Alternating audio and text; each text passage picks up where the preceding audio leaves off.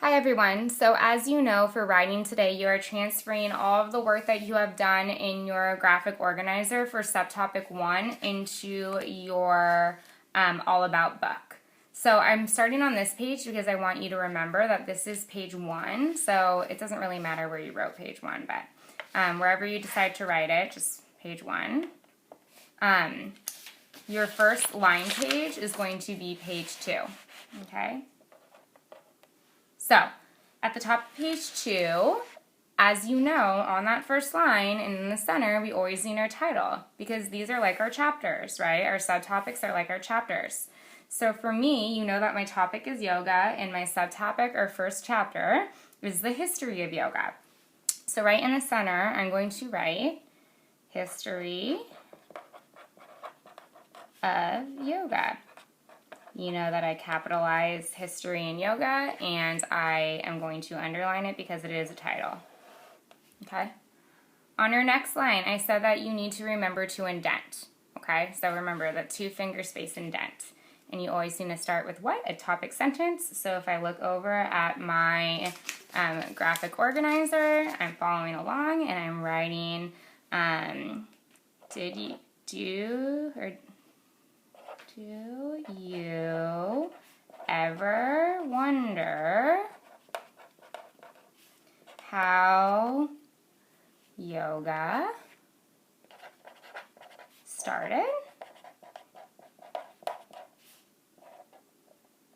It is a mystery to many people. Let me tell you why.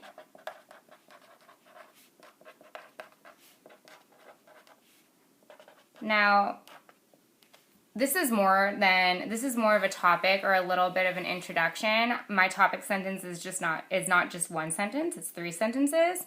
If you have 1 sentence, that is okay, as long as you feel like it is strong. If you have more than 1 sentence, that's great, as long as you feel like you are not giving too much information just in your topic, okay?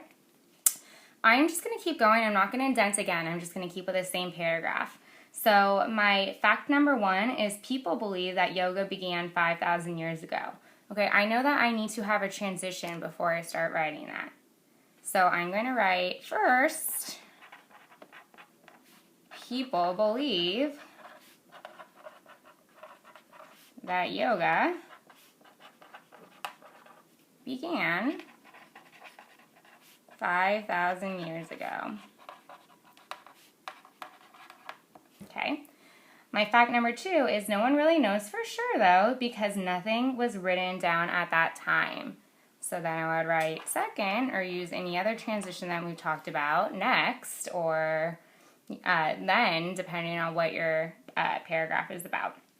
Okay, I'm not going to keep writing all of my facts down, but you know that you should have at least 3 facts. Or 4 facts according to this, and then you need to have your conclusion sentence at your on the bottom, okay, at the end. And our conclusion sentence should not just say the end, okay? So as you keep writing, finishing off second, third, fourth in your conclusion, when you get to your conclusion, a lot of you like to just randomly indent and start your conclusion all by itself.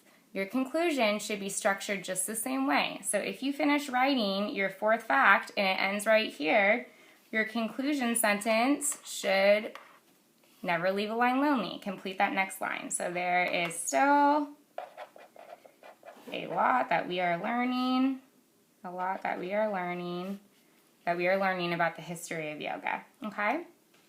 Now, mine didn't fill out this whole page or go on to the second page because I didn't write it all out. You should use pages 2 and a little bit of page 3 to get started for your first subtopic. Now, I said this in the morning message, if you feel like you have 4 strong facts, a strong topic sentence, a strong conclusion, if you wrote big enough and you know that I'd be okay with how large your writing was, and you finished page 2 and you don't have to move on to page 3, that is fine. Know that page 3 then is going to start your next chapter, your next subtopic with the title at the top. Okay? So if you were to fill out half of page 3 on your first subtopic, you are going to leave the rest blank, and you will start your next subtopic the following day on the following page, okay? So I hope that kind of modeled and showed you what this should look like. I want you to keep this organization and structure of paragraph writing just like we do in class. All right, thank you, and let me know if you have any other questions.